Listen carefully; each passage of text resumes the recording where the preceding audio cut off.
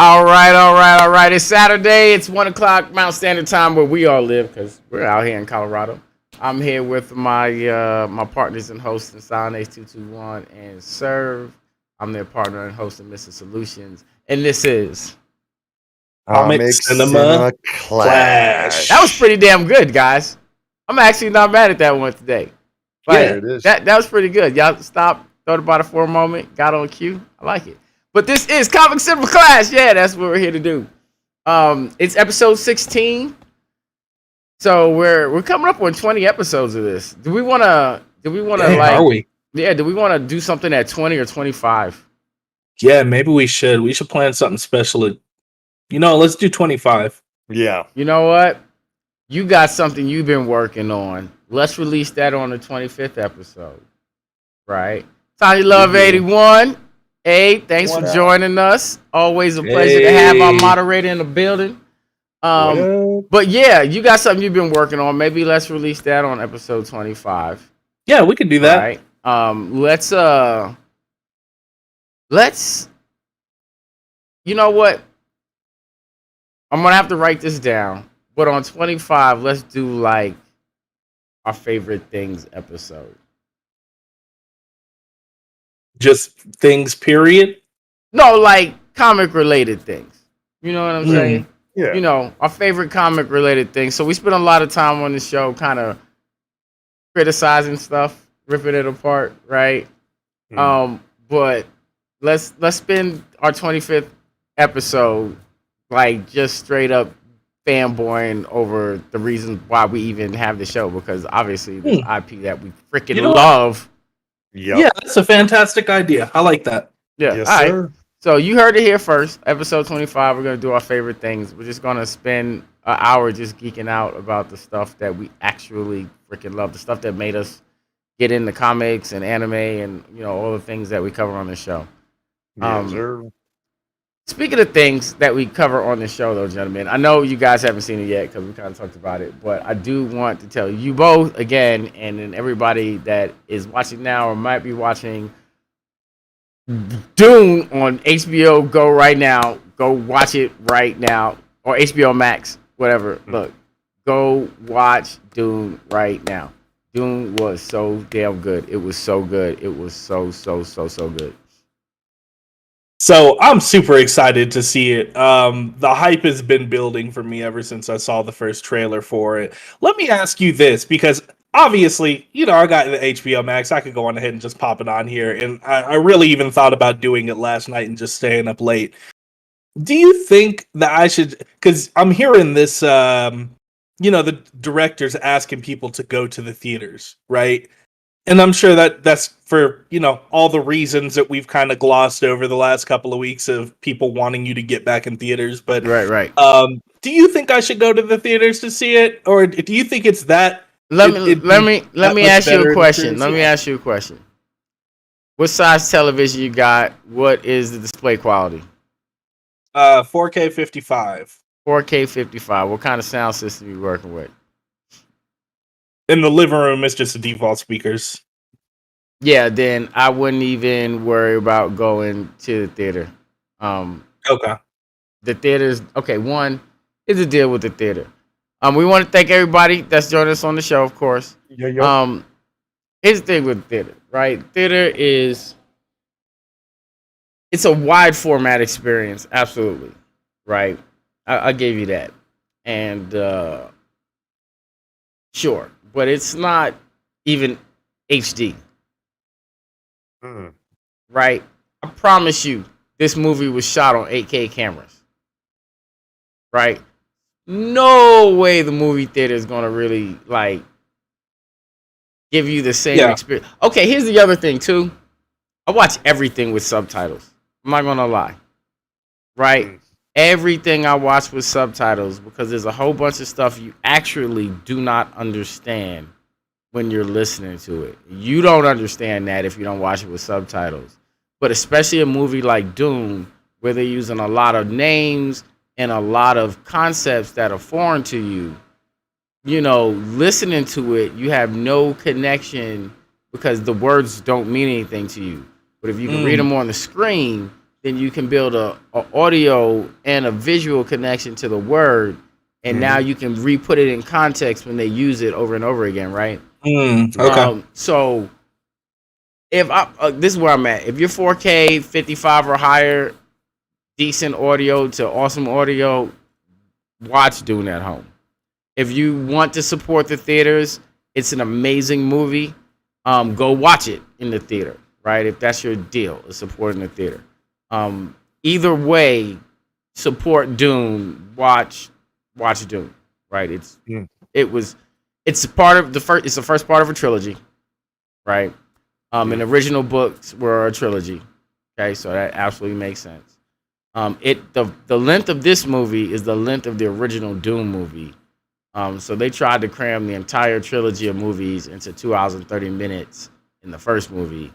And now this remake is the length of the first movie, but it's just the first movie of three, 2 more movies. So, yeah, I'm really I really geeked about it.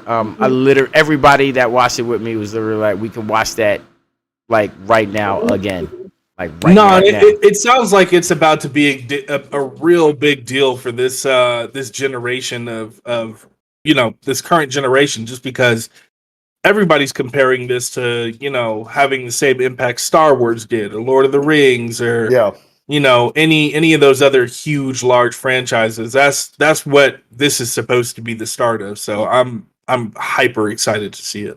Well, Dune was always largely impactful. It was largely impactful as a book culturally when it came out, and it's a book by Frank Herbert, right? And it was a massive bestseller. The movie was a massive hit. I made my son watch the original movie the day before the new one came out, and he was like, "That was amazing." He's like, "I don't really understand what happened, but it was an amazing movie, right?" Like it really was. Like Oscar De La Renta, who did the Conan movies, right? Dino De La Renta, who did the Conan movies. No, it's Dino's his brother, Oscar De La Renta, and Oscar De La Renta, and did the Conan and this movies. Was it Dino? I can never remember. You know what? That actually explains the way that the old movie, because I've seen clips from the old movie, and that explains a lot of why they look very, very similar. Like just directional shots, right? Yeah, absolutely. Mm. And he actually made gorgeous movies. To be honest with you, he did Red Sonja as well, right? Like he made a lot of gorgeous, epic fantasy movies, and Dune was one of them. But it was 1984. You only had a certain budget to shoot a movie with. There was no such things as doing movies in parts, and he did the best that he could with Dune. And Dune was a great movie in 1984. It still holds up as a great movie right now. Like I said, my son was just like, that was a fantastic movie. I don't know what the hell happened because so much story is cut out. And, now we have part one of Dune being the same length as the first movie. That's epic. Like, we got so much more content and understanding about, what was going on. So anyway. They cast the hell out of it, right? Like, oh my God, the casting! Oh my God, the casting in that movie is literally stellar. Like we're talking about Dave Bautista, Jason Momoa. We're talking about Alex Skarsgård. We're talking about Zendaya. Like everybody. Frick, like everybody's in this movie, yo. Like nice. The movie was great. Like it was shot beautifully. The special effects were great. The science fiction was wow, like nice. It was really good. Man, I might just watch it today. Like I keep telling y'all as well on a sci-fi tip, Foundation is slaying it. Foundation is such a good series right now. Nice. Raised by Wolves comes out top of 2022. So if you haven't watched Raised by Wolves season 1 yet, go ahead and get on that because Raised by Wolves is woo! Like that every scene of that, every scene of Raised by Wolves is like what the fuck? Yeah, how would you do that? Like, yo. You've been recommending that for a while. That's been one on the watch list I've been meaning to get to because it really does look good. There's so much out there. Fantastic. But anyway, speaking of fantastic though, we're not here to talk about sci-fi. That was a good segue today, right? Wasn't it a good segue? It was a good segue. we're not here to talk about sci-fi today, even though maybe we should do a sci-fi show. I think so. We could. A lot of sci-fi actually does have a lot of, cross comic reference, graphic novel reference. Oh yeah. Maybe we should do a sci-fi show. But we'll think about it, right? But what we're here to do is an overrated episode. So it's been a while since we did an overrated episode. The last time we did overrated on the show, we talked about Batman. And honestly, some of the feedback I got from the show was like, we were a little too soft on Batman, believe it or not. Really? Wow. Okay. Yeah. And I didn't feel like we were really soft on Batman. But I didn't think we were. Yeah. I tore it's that smart. But apparently we were a little soft on Batman. So I guess we're gonna go a little hard on today's topic, which is Mr. Fantastic. Somebody I honestly despise in comic book. And for me, this is going to be more of an educational piece because I know of the character, I know of things with the character, but I am very curious what you guys have to say in reference to. Well, you know what? From an entry point, what do you know about Mr. Fantastic? Yeah, that's a great place to start. The shit I seen on TV. Just basically the movies. The basic movies know about how the whole outer space exploration went awry and all that good stuff. You know what I mean? So the basic information from the movies. Never really read the comics. Okay, I would say that is a fair place that most people that are supporting the show that don't really read comics, I would say that's where they would be at. I would say even people like Chris Paul, who is a fan of comic bookdom, that's my roommate, who's a fan of comic bookdom, but really didn't read like a lot of comics, I would say that's where they sit as well, right? I would say people like me and Cerv, who are like, I must ingest this comic media for all it's worth, have Nom, nom, nom, nom. Eat horrible opinions overall about Mr. Fantastic. that. And that's kind of why I asked, because I figured most everybody knows him as the leader of the Fantastic Four from seeing the movies. He's got stretchy powers. He's a scientist to some degree. And that's probably it. So they probably don't really care too much of who he is. But, you know, like Steve said, it's comic book readers. We both know him as a horrible husband, a horrible father, a horrible friend. Just a horrible, irresponsible human being all around, who apparently cares not for the safety of any human around him until after he causes the disaster, and then acts like it, and then acts like he cares. Right. Then acts like he cares. Oh, we have to stop this from happening. Well, why did you do it? Right. I'm getting triggered just thinking about it, because he'll sit here and talk shit about Doctor Doom for doing the same stuff, for doing the same thing more effective than him. Like, oh, we can't trust Doctor Doom because he doesn't care about the safety of others. And then Reed Richards will literally put more people in danger than Doctor Doom himself. At least Doom has purpose and direction, like Vector. Right? Reed Richards is just like, I wonder what would happen if I did this incredibly dangerous thing in the middle of Manhattan. And you know what? He's got this really shitty elitist manifest destiny, like, we should just because we can. Yeah. It doesn't matter if there are other cultures of people that live in these places we want to visit and explore and manipulate. We should just do it because man was blessed with curiosity. You know what? They're another, honestly, the Fantastic Four, but Reed Richards specifically is another construct, just like Batman is, of white privilege. It's just a different type. Yeah. Right? Because honestly, they're broke, right?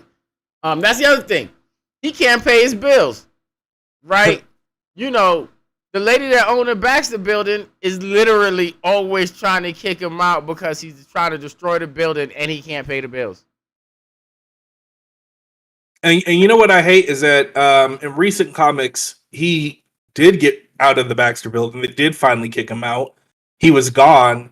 And just last week, they let him have ownership of it. And now he's back in there officially. So I'm like, man, he just, like, no consequences with Reed Richards.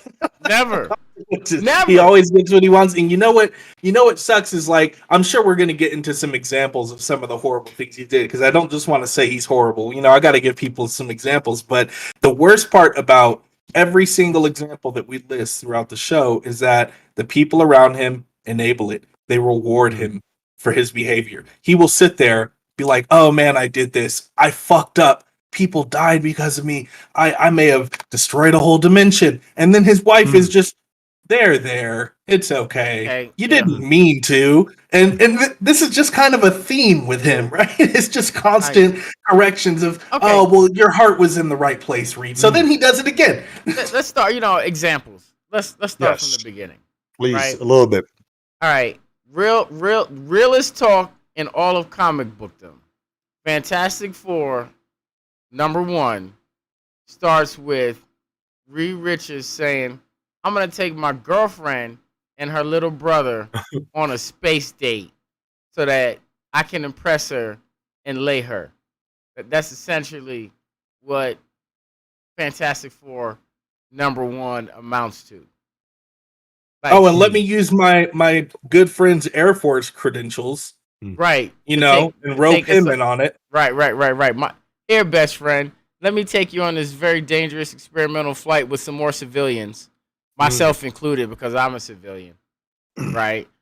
And let's just go up into space and do science up there because radiation is headed our way. Smart idea. Like, everything about that sounds asinine. and for anyone in the United States government to sign off on one U.S. Air Force pilot and 3 civilians, 2 of which have nothing to do with the mission, going up on a science trip.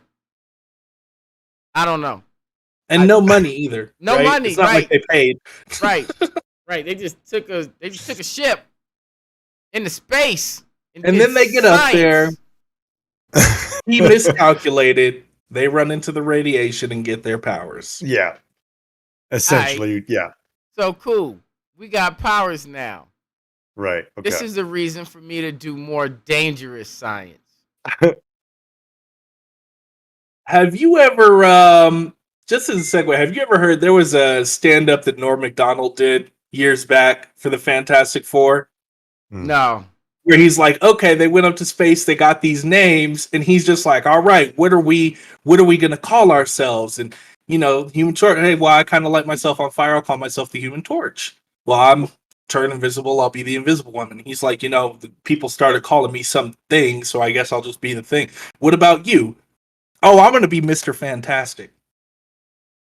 That sounds kind of elitist. No, it's not the way that you think. It's I'm Mr. Fantastic. No, you sound kind of like a douchebag. I'm Mr. Fantastic. Like, Right. Why wouldn't you be Mr. Stretchy or now, Stretch Armstrong? Part of that was Elongated Man already existed. Yeah. And Plastic Man. And Plastic Man already existed. Yep. So it was very hard for them to come up with a name. And honestly, Plastic and Fantastic sound very similar. Yeah. Right. Which is why he got the name Mr. Fantastic. But still, it does sound so elitist. And Rubber Man sounds stupid. Yeah. Stretchy Man sounds stupid.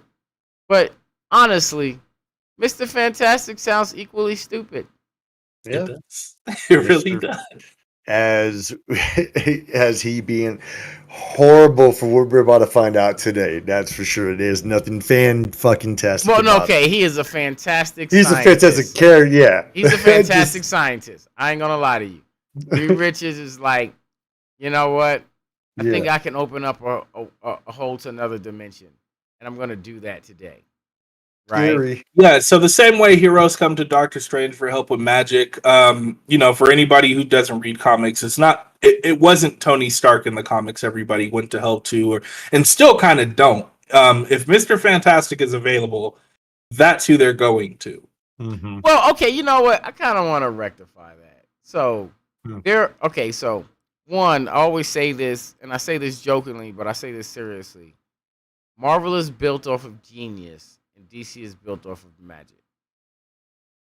Right? Mm-hmm. Mm-hmm. And there are specialists in different fields in Marvel, and they are gone to when they need to be gone to. Like Hank Pym is gone to when he needs to be gone to. Even Peter Parker is gone to when you need to go. When you need to learn about biomolecular chemistry. Right. That's the very first character. You don't go to Mr. Fantastic for that. You go to Peter Parker, who is the head of his field in this thing, right? Which is also, so genius props up Marvel, and it makes Marvel make sense. It makes it tangible, right? Right. That there are hyper intelligent people in the world, right? Like that's true in this world. Right? And given the right technology, these things might happen to them. It makes Marvel plausible, where DC is not plausible for us. Like everything in it is so far-fetched and fictional, because it's all based off of magic and aliens and that type of stuff. Like it can be because even. And you couldn't be more right about that, because even down to the way that Marvel versus DC's multiverses work, and just the way that they are built, nobody in DC Comics really has much of a clue, let alone DC writers themselves, right? Which is why they just tried to reinvent it all. But the opposite is true in the Marvel comics, right? They understand how their multiverse works, and you're right. There isn't just a general Batman or Lex Luthor that you're going to go to. While Mr. Fantastic probably gets called on, I would say a little bit more than others. There have been tons of situations where heroes have been like, you know what, God damn it, we are going to have to call in Doctor Doom to help with this. Right. I'm gonna hate the Skype call, but we're gonna have to call him because nobody else knows how to do this. We gotta call the Blue Marvel. I'm about to say recently we've been hitting up the Blue Marvel. He's the only one that's got knowledge in this field like this. Not that Reed Richards don't know something about it, right? But Luna. Luna Lafayette, I think, is Moon Girl, new character that they did, who is supposedly the smartest character in Marvel Comics. Everybody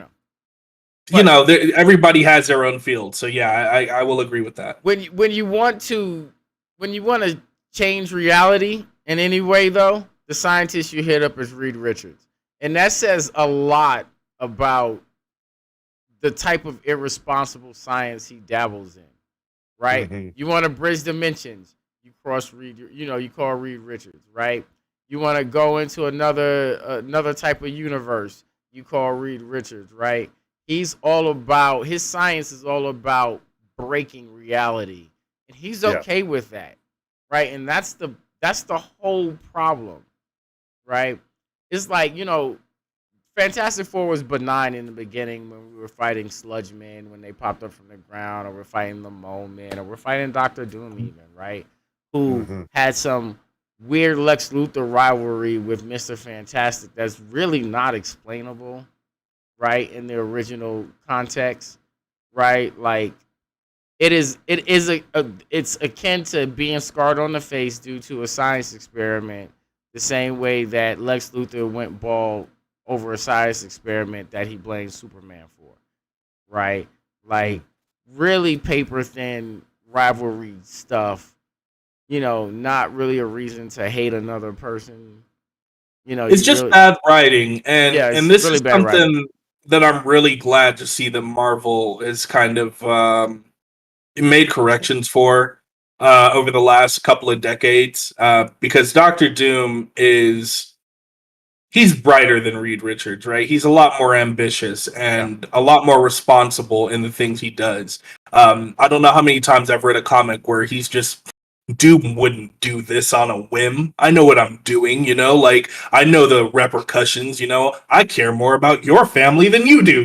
He's made that a point, and not to brag, but because he actually does, like I feel like whenever they show Doctor Doom losing in comics, it's just because they still have to make a villain lose, right? They have to still let the Fantastic Four win whatever run that they're going off of because they're the heroes. But that doesn't mean that it's right, and they've been embracing Doom being smarter and a lot more responsible. They've been embracing Valeria, who's Reed Richards' daughter, being more responsible and smarter. Perfect example, because we're going to talk about examples of horrible things that Reed Richards has done. So recently, in comics, they came up with Reed Richards opened up something called the Forever Gate, which is a gate that will take you anywhere, even places that don't exist yet. If you can imagine it, you can just go. Opening this gate was probably the most irresponsible thing Reed could do, because then a bunch of refugees from other worlds that nobody had heard of started pouring onto Earth. And it had the possibility of actually destroying all of reality, but fuck it, let's open up a Forever Gate, right? Right, because he's just like science. and my roommate always says, all about the woulda, never about the shoulda. All about the shoulda, never about the coulda. The best moment of the comic for me was when he's like, I don't know how to close this gate. What do I do? And Valeria's just like, move over, Dad. I've got company. And he's like, we don't need help. We could do it just me and you. She's like, no, you actually literally are not smart enough to do this, which is why you're asking for help. I called over Uncle Doom, and I called over this little black girl who's smarter than you. We're going to figure it out. And then they did. Oh, Riri? She called out Riri? Nah, that Luna. Luna, oh, okay. Moon Girl and Devil Dinosaur. Oh, yeah, okay, I know what you're talking about. Yeah. Like, look. And okay, so there's been this slight shift to that's been painting Doom as more hero-esque, right? Reed Richards of our reality is more feeble, right? And then the Reed Richards that is the realistic Reed Richards in the Maker. Yes. Huh. Right? So, what was the event that the Maker comes from? Well, ultimately, he's from the Ultimate Universe. Yeah, it's from the Ultimates, yeah. Right? So a few refugees from Ultimate survived and came into our reality. One of those is the Reed Richards from the Ultimate, the Maker, who is not malicious, not by any means. He's not a villain. He's just also not a hero. He is truly what Reed Richards truly embodies, a nihilistic scientist who does not give a singular fuck. Yeah, that's interesting as hell. Like, I do it for science. Right? Maker is one of my favorite villains just because he embraces how horrible Reed Richards is by not being Reed Richards. Like, from a different reality, hey, you know what? My reality, I didn't need family. I didn't need friends. That was all holding me back. I used my stretchy ass powers to elongate my skull so I could have more thinking power so I could solve actual problems. Right? They paint him as a villain. They paint him as evil. But every single time that you see him in a comic, he's really just trying to get real shit done. Yeah, he's really quite benign, actually. But he's not, because nothing Reed Richards does is benign. Everything that he does has consequences on this planet and its reality, and usually multiple expanses of realities or dimensions, or like, and he never is like, there's a break that, you know, I should like pull a break and stop what I'm doing and, you know, stop invading other people's worlds, stop getting my family trapped into alternate dimensions, you know, stop opening portals to other dimensions and letting armies come flooding out of gates into, you know, Manhattan uncontrollably, and I don't know what to do. Like, when do you stop doing the science that causes nigh destruction each time you perform it? And that's why I like the Maker, because you know what the big difference between the Maker and Mr. Fantastic is that the Maker actually plans before he does, right? Yes. He doesn't just go do something for the sake of doing it. He says, oh, I'm smart enough to do this. Let's think about exactly how I'm going to do this. And he doesn't just think about the process of what he's creating. He literally plans the reactions of others around him. So, perfect example, King in Black. If you haven't read it, go read it. The Maker plays a big role in this, of helping Eddie Brock kind of, you know, out with this whole symbiote thing. And the whole time you're wondering, what does the Maker want? Why does he even care in all this? It's because he's trying to use all of the science of this of restoring his dead universe, the ultimate universe that he came from. It ends up bonding, you know, it really manipulates every single last player in this to get what he wants, and then gets what he wants and is able to return home. And like, I think a lot of people overlook that. The Maker came up with a plan, this crazy elaborate scheme to manipulate gods and otherworldly beings, and then ended up getting what he wanted. He won. Yeah, he won. And nice. Bounced out.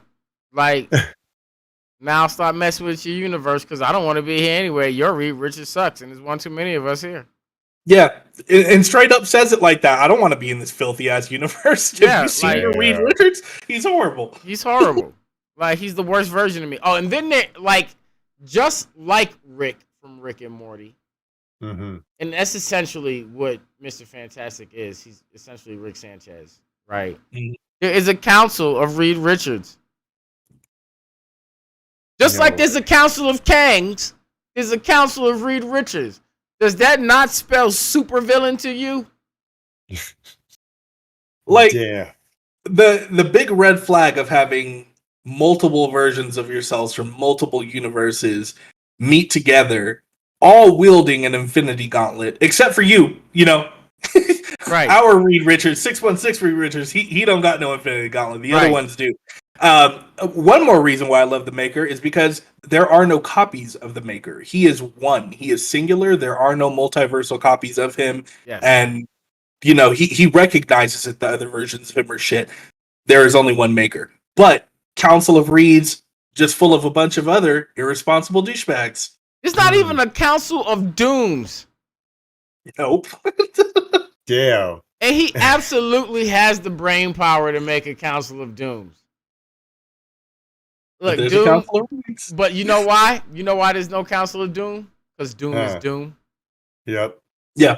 He's right. How many times Doom got to scream Doom is Doom for you to know he's the only one you need? No, you want to know? Look, you want to know how petty this man is? If Doom has ever done something evil, very recent comics, Doom is trying to be a little bit more heroic. A black hole starts to open up on the moon. Nobody can figure it out, so the Blue Marvel says, I know who can figure it out. Dr. Doom. Me and Dr. Doom are going to go to the moon, go through this black hole, shut it from the inside, and save the planet, right? They go through and they find another Dr. Doom from another universe who doesn't have a messed up face, who embraced himself, actually rules Latveria with kindness, merged his kingdom with Wakandan technology, and brought peace to the world. Our Dr. Doom seeing this, and he's like, I don't like none of this shit. Yeah. I'm going to destroy this whole universe. And Blue Marvel's like, no, he can help you. He can help you set things right. He can help you be a better person. He's like, no, there are no other Dooms. There is only me. Right. Doom is Doom. Doom is Doom. Yeah, that's fucking I love Dr. crazy. Doom. Yo, look. So, Dr. Doom, in my opinion, should be celebrated, right? Yes. Like, one, honestly, he has never been outwardly malicious to the rest of the world. Now, he's power hungry as hell. I'll give you that, right? He'd be like, I want to take the Watcher's power. I want to take Galactus' power. I want to take the Living Tribunal's power. Like, he's power hungry. Like, that's a real. But it's all for good, right? Is it for? He's okay. He's kind of chaotic neutral. You ever play Dungeons and Dragons? Yeah, I know what you're talking about. He's chaotic neutral, right? Like, he doesn't really want to be benevolent per se. And sometimes it comes off as that, right? Sometimes his ulterior motive is kind of slightly benevolent, but sometimes he's really just like, I deserve to have those powers. And you know where I like Dr. Doom? It's because he does what he knows is right for the sake of just doing it, right? He doesn't care about anybody else's morals. He doesn't really care about how else anybody feels about what he's doing. He just knows it's right. Yeah. So, and even the multiverses are collapsing. Secret Wars. I'm about to say Secret Wars are perfect. Both Secret Wars are perfect example. The old one and the new one are a perfect example of how Doom just gets down the way he gets down for the sake of what he thinks is best. Yeah, and dude's just like, hey, I'm gonna be God of everything, because somebody has to. And even Doctor Strange is sitting there right there with him, like, you know what? It should be you. Yeah. It should be you because you were made for this. I'll help you, but I shouldn't be God. It should be you. You're better suited for it. Yeah, because he makes God-level decisions every day. Mm-hmm. Right? With calculation, right? With callous, with cold discretion. Like, Doom does what he thinks is best for the outcome. Doom represents what I want us to have in the world, right? Like forced scientific belief. Oh, it's global warming destroying the planet? Green energy. That. You don't have a choice now. Yeah, just green energy. If you don't do it, you die. Simple as that. You polluting the waters. That stops today. If you don't clean it up, you die. Oh, well, we got, all these oil companies. No, they can all die too. Straight up. Yeah. Either it's fixed or they're dead, right?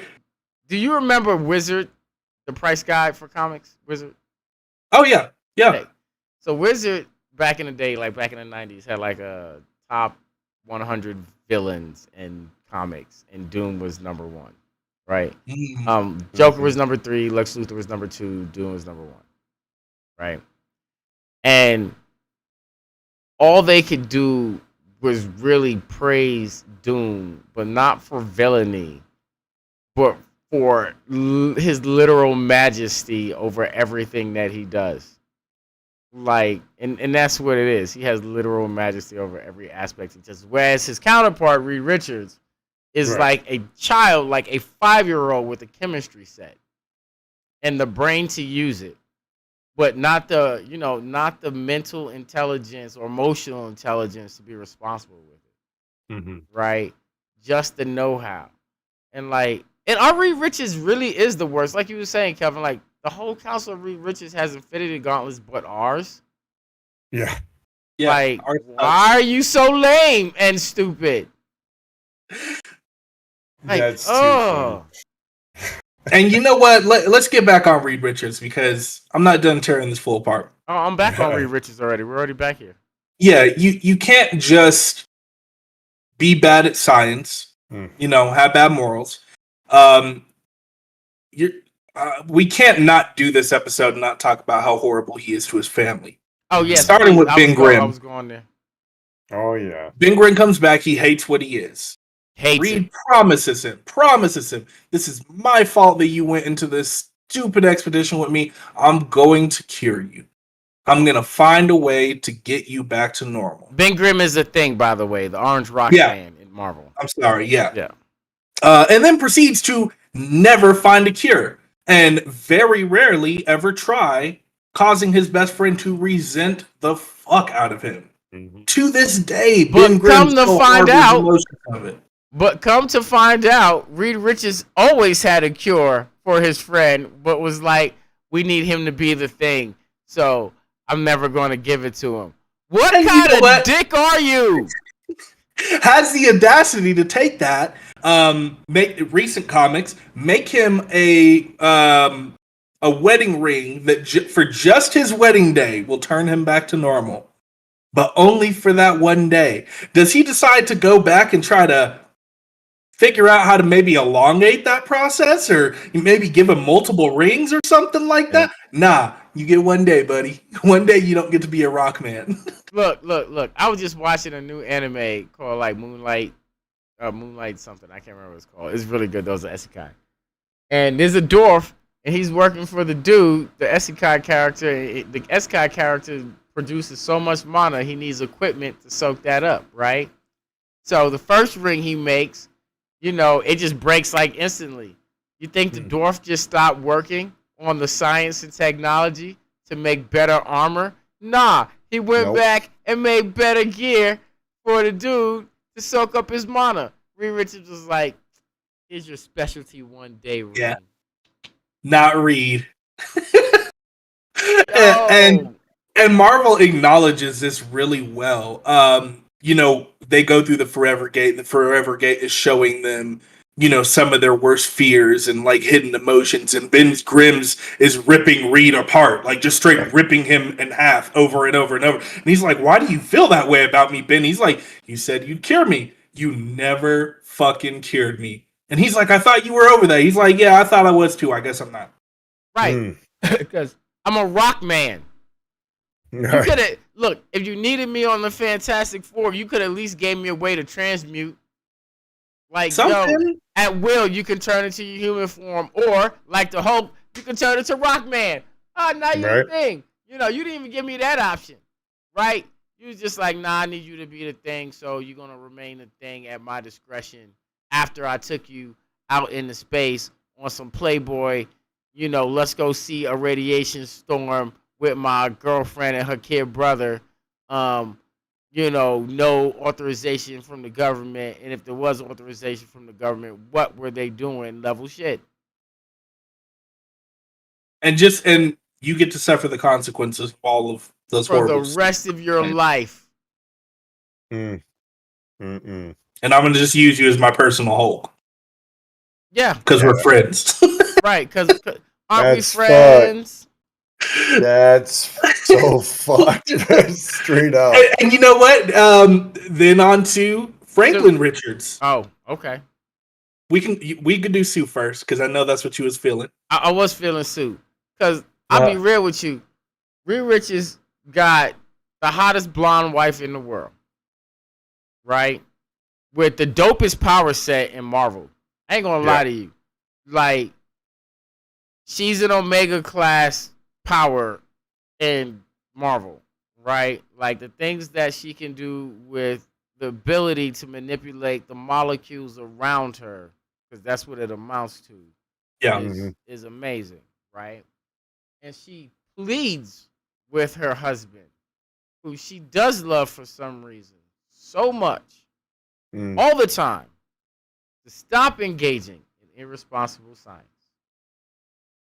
Right? Vocally, very adamantly. He's like, Reed, I love you, but why do you keep doing this? Right? And he's all, never with a real logical excuse has he ever given her besides for the science. And still, through many almost divorces, separations, and literal being trapped in other dimensions away from each other, she still stands by this man. And I have no idea why. And that's despite the fact that every single time that she does leave him or split with him or take a break, she's always so much better. Yeah. The very first time she split and came back, she learned, hey, I don't just turn invisible. I can literally choke somebody just by thinking about it. Right. Second time she leaves, she joins Nick Fury and becomes the Spot, gets all these super cool fighting skills. So now, she's turned her abilities into like a different type of martial art. And isn't she the best spy in the world? The greatest, right? Like, and she can turn invisible to be this dude's wife. And they never really wrote it correctly why she came back. She just came back so they could be four, right? But every single time she goes out on her own, she is the most badass character. She's just doing the most amazing things. Every single time she's her fate? Janet Van Dyne. Oh yeah, same. Look, this woman owns like 2 companies. She's got her own power set. She's an agent of S.H.I.E.L.D. She's a spy. Like, all of these things. And she still keep running back to Hank Pym. Like, I love you, daddy. Like, why? Why? He is literally psychotic. Like, the man is prone to having psychotic breaks. Yeah, just leave him. Just leave him. He beat you multiple times. Like, and so now she's been away from him for a couple of years now, and I'm hoping they keep it that way.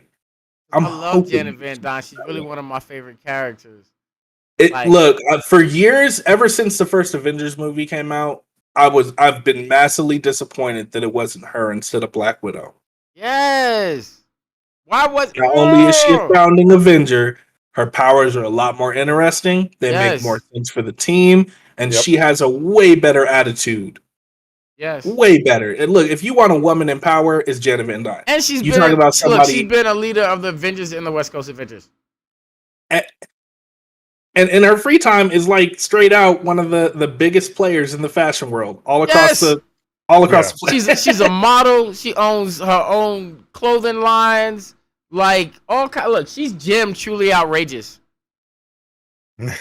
Yeah, like, straight up. Yo, yeah. Janet Van Dyne, the Wasp, is Jim in the Marvel Universe. Yes, they missed an Showtime synergy. Like, yo, they missed a huge opportunity, and she's not some frail woman. Like, no, She's a strong fucking woman. She is dope. She does shit on her own. Yeah. Marvel missed an opportunity. Yeah, I feel like it was. I feel like whatever. Look, I don't make the rules around here. But yeah, so horrible friend, check. Horrible husband, check. Horrible father. Moving on to that right now. Yeah, because Franklin Richards, possibly the most powerful character in all of comics. Possibly. He's definitely up there, right? Franklin Richards doesn't have a superpower. He has whatever he wants, right? Like, Galactus is his herald in the future, right? Like, Galactus is his bitch, right?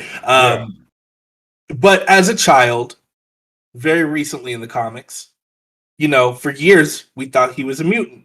Finds out he's not. Krakoa tells him, hey, you ain't one of us. You got to leave.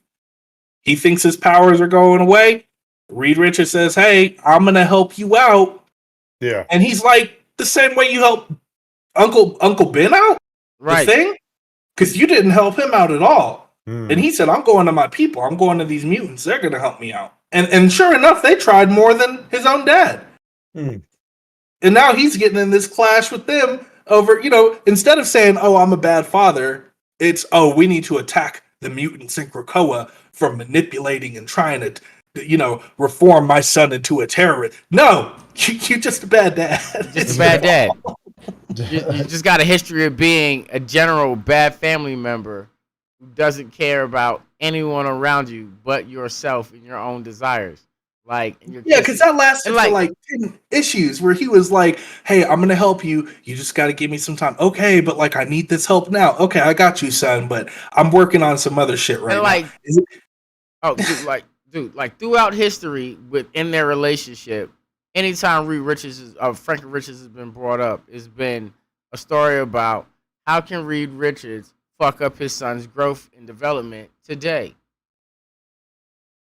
Over and over again. I wouldn't trust him if I was Franklin Richards. No. Then Valeria is just like, you're a dummy. Yeah, see, the opposite end of this is Valeria. She don't need anybody's validation. She's just acknowledged that her dad's a horrible person, right? She's just okay with it.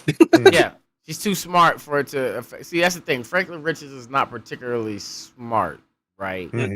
Franklin Richards is just hella powerful, and he's an emotionally unstable fucking being for the bulk of what's going on in the Fantastic Four, because Reed Richards is a bad parent, right? Who was like, oh, I got a magic baby, so let me give it to Agatha, baby. Right? Yes. Here, Agatha, take care of this baby because I got a magic baby. And Agatha was like, well, it's not a magic baby.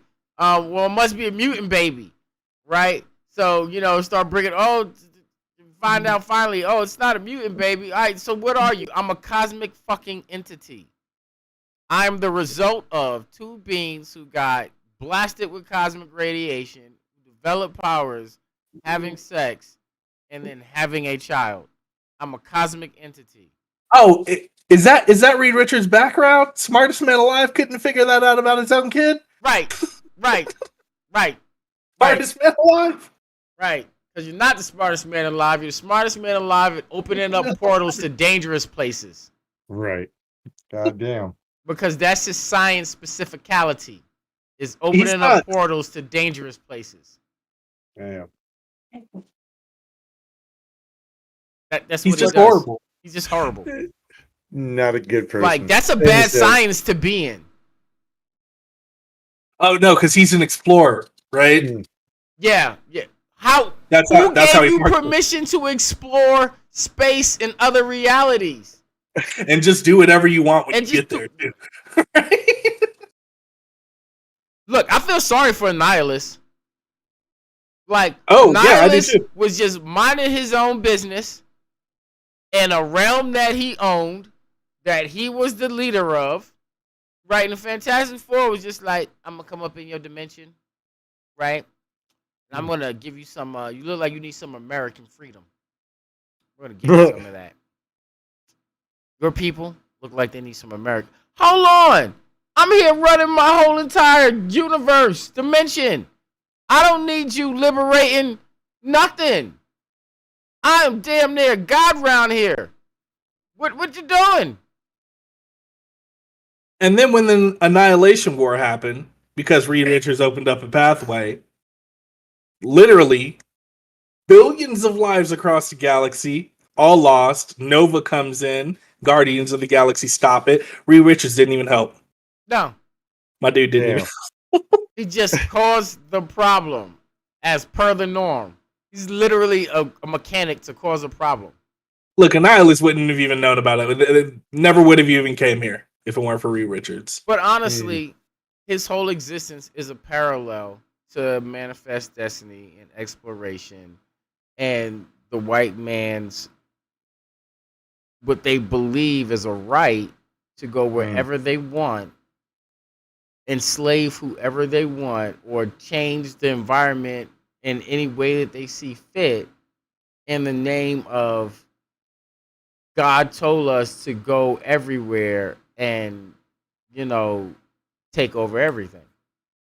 And that's real. Why there were a couple of black writers on a podcast. I can't remember the name of it, but they were talking about how they hoped that Marvel had never called them, because they had been called to write things for Marvel, DC, Image, and they were talking about how they would hate for Marvel to call them to write Fantastic Four, because they're just like, these characters just don't have colored people's perspectives. Like, I don't know if you could be a color person and really write Fantastic Four the right way, just because their foundations are not built on anything but white privilege.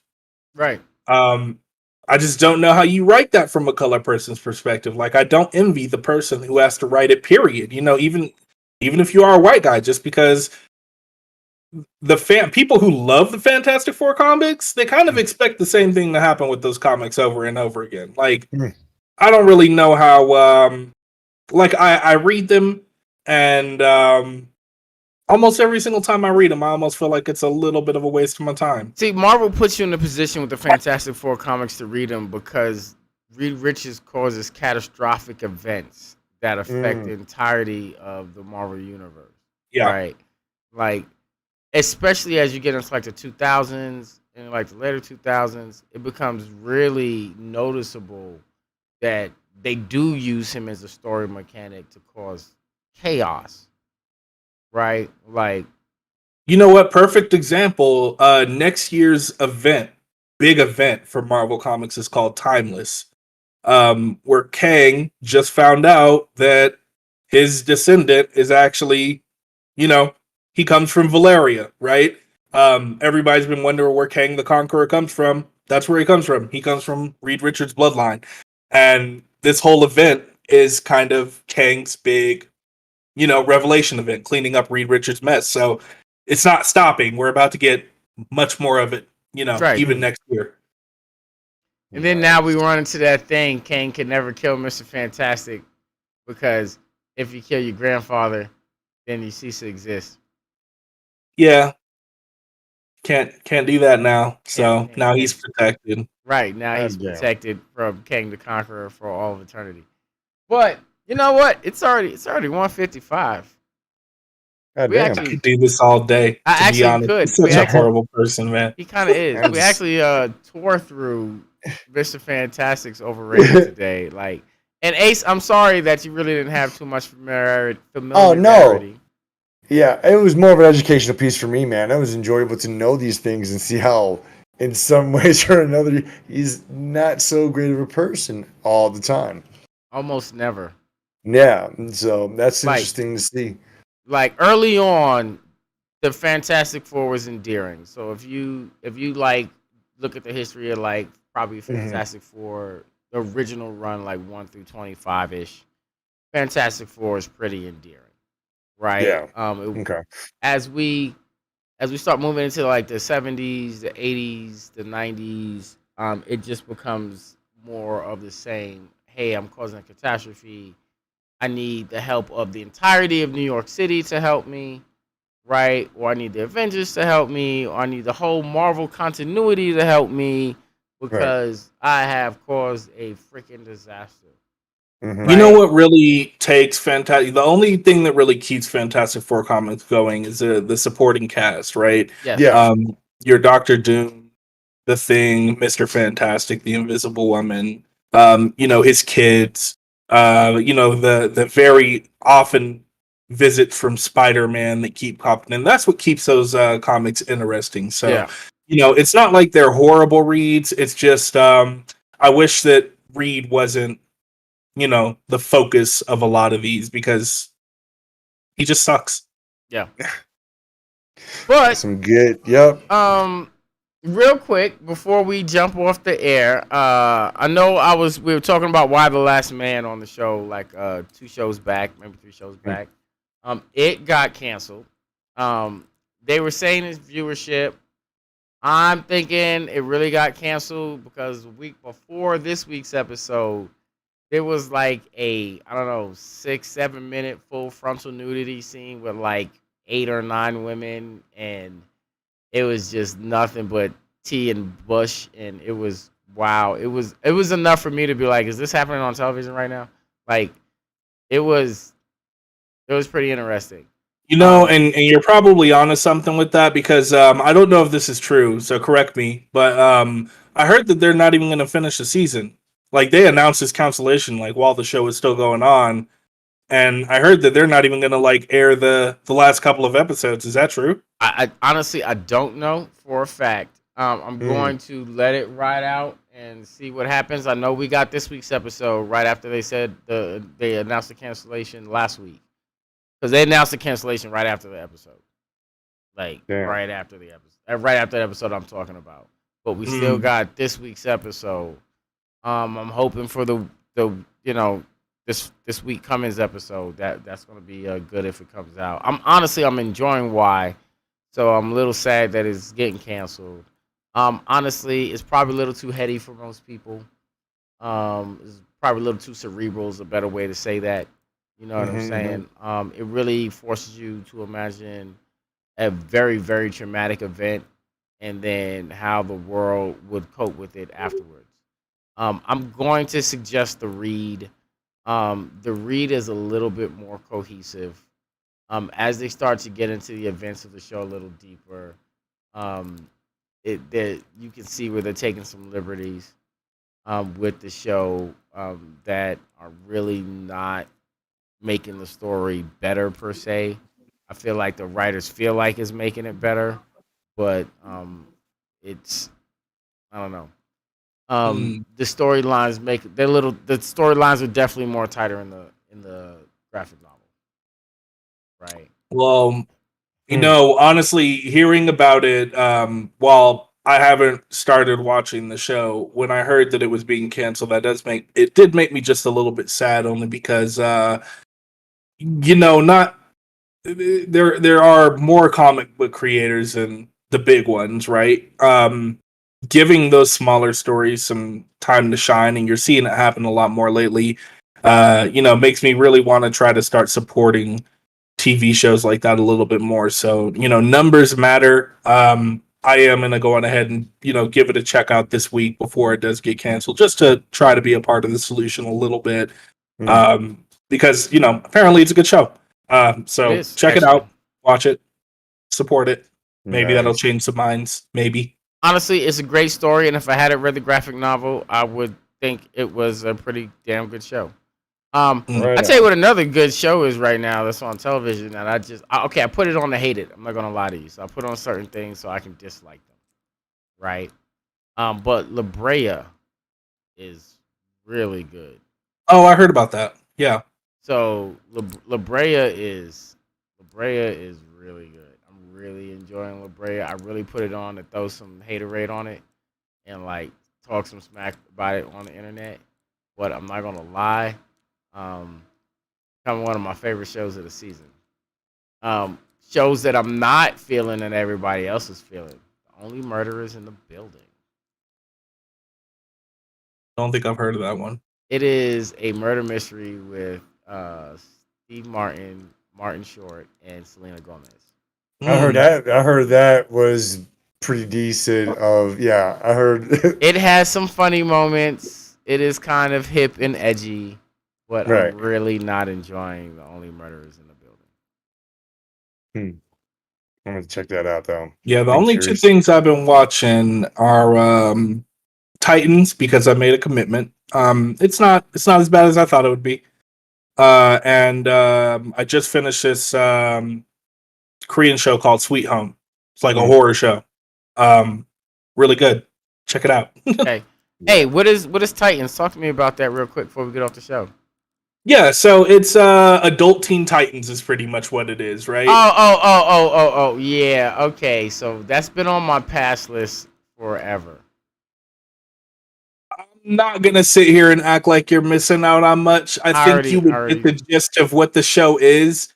I will say I do hate the fact that they cast a black woman as Starfire, and she absolutely killed that role and is getting hate just for being black and being Starfire, despite the fact that like her and Blackfire are like killing it in this show. They really played their parts really, really well. Talk about a strong black woman. I mean, if Starfire's orange, she ain't white, so I don't know what. Yeah, she's never been a white character anyway, so right. I don't know why people. Well, I know why people are upset, but she did a good job. The guy that plays Dick Grayson plays a really, really good Dick Grayson. That's about the only thing redeeming about it, though. Everything gets it's starting to kind of turn into late seasons of the Arrowverse. It's starting to kind of get there. So, and it's like in season 3, right?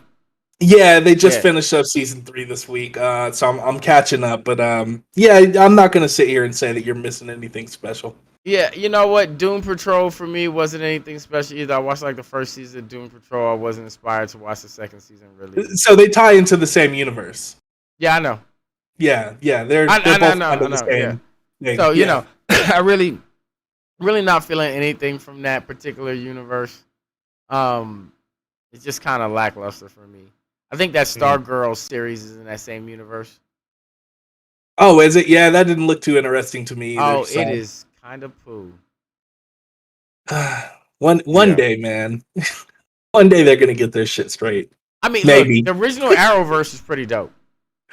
Oh yeah, it started out awesome. For like six seasons of Arrow was dope. Yeah, they were doing things right. Right. Flash was doing things right for a long time. You know, Legends was good for like 2 seasons. I thought Black Lightning was fire the whole way through. Yeah, I gotta watch that. I gotta watch that last season of Black Lightning. I still ain't watched that last season. Yeah, I haven't checked out the last season either, and I hear that was great. Look, Tobias, man, such a great villain. Yeah, great freaking villain. You know what? I feel like I don't feel like letting y'all go right now. I just feel like kind of talking, hanging out. Like this is a really good conversation today. I don't know. Yeah, you can kick it. Plus, I ain't heard nothing from Ace today. Ace, talk to me about some cool shit. No, nothing crazy, man. Have been pretty busy with my work week, so that sort of took a lot out of me. And got 2 heathen children in the background fighting each other right now. Well, then I tell you what, we're gonna let him tend to his heathen children. Right? We are gonna get off the show. Hey, watch Visions. Yes. Because we want to do Star Wars Visions next week with you guys. Yeah. I will. Look, you're gonna be excited to talk about that. It's damn good. So Silent you know what? Sit them kids down and we'll have them watch it. They're gonna love it. They're gonna love it. SilentAce, you watch Visions. Audience, you watch Visions if you haven't watched it yet. If you have watched it already, get ready to talk about it next week because it's fire. I'm still telling you to watch Foundation. Like, watch Foundation. Watch Foundation. That's Apple Plus? TV Plus, yeah. Okay. I got that saved up on my queue. Yep, and if you don't have Apple TV Plus, either one of you, you're more than welcome to come over here and get caught up on Foundation. It's great. It's fucking great. Also, watch Doom because you know what? We're gonna do sci-fi in 2 weeks. So we're gonna do. Actually, you know what?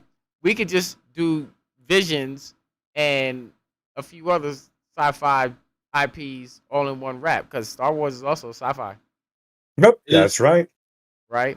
Like, you know what though? I feel like Vision deserves it because each episode can be talked about. I think that deserves its own episode. All right, I'm with that. So we're gonna do Visions next week. We're gonna use Visions as a segue to talk about some IPs in science fiction. Some of them are gonna have some graphic novel reference. Some of them are not. but Yep. it'll be a cool break from what we do on the show. Yep. I like that.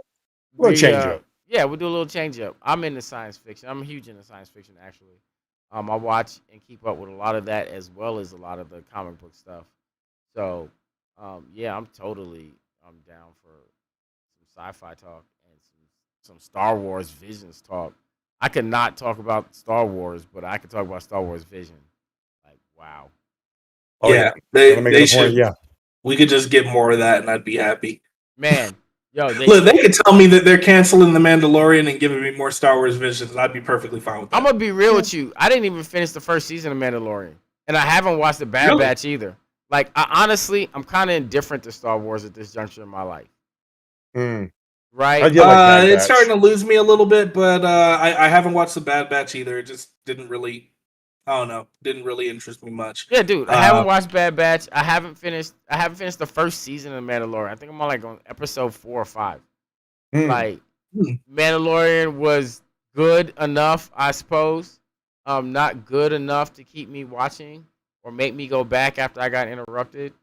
I didn't care that the season 2 came out. Like, I didn't really finish off the second season either. Shoot, I finished the first season. I think after when they re-released the Clone Wars animation, that one was where I kept on with everything and the ending and the coming back of Ahsoka and all that good stuff. And then that was for me. And then it sort of panned off when the Mandalorian didn't really catch my eye until like mid-season of season 1.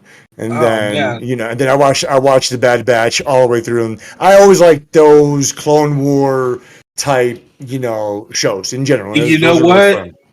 I would recommend finishing off The Mandalorian. I thought both seasons were fantastic, and they're about to give us a lot more Ahsoka because Rosario Dawn, who plays her, they're getting a TV series going, and they're bringing back dude who played Darth Vader for the show, Hayden, whatever his name is, Hayden Christensen. Yeah, he's coming back to play Darth Vader. So I don't know. I'm excited for the future. Oh no, Anakin. He's coming back as Anakin.